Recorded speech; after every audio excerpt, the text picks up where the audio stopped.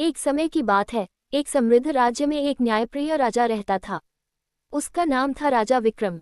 प्रजा उससे बहुत प्रेम करती थी क्योंकि वह हमेशा सच और न्याय का साथ देता था। एक दिन राजा भेष बदलकर अपने राज्य का हाल जानने निकला। रास्ते में उसने देखा कि एक गरीब किसान उदास बैठा है। राजा ने उससे पूछा, तुम इतने दुखी क्यों हो? किसान बोला, महाराज, मेरी फसल बर्बाद हो गई है। अब मेरे परिवार का गुजारा कैसे होगा? राजा ने उसकी बात ध्यान से सुनी। अगले दिन दरबार में उसने किसानों की सहायता के लिए अनाज और बीज बांटने की व्यवस्था की।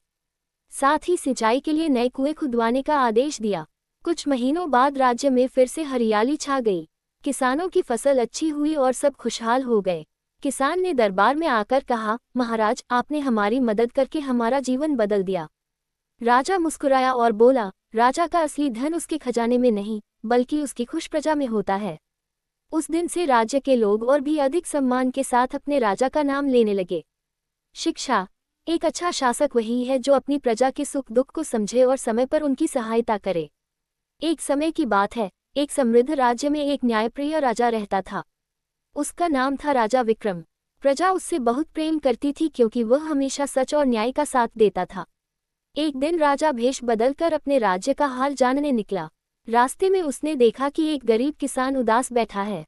राजा ने उससे पूछा, तुम इतने दुखी क्यों हो? किसान बोला, महाराज, मेरी फसल बर्बाद हो गई है। अब मेरे परिवार का गुजारा कैसे होगा? राजा ने उसकी बात ध्यान से सुनी। अगले दिन दरबार में उसने किसानों की सहायता के लिए अनाज और बीज बांटने की व्यवस्था की। साथ ही सिंचाई के लिए नए कुएं खुदवाने का आदेश दिया। कुछ महीनों बाद राज्य में फिर से हरियाली छा गई। किसानों की फसल अच्छी हुई और सब खुशहाल हो गए।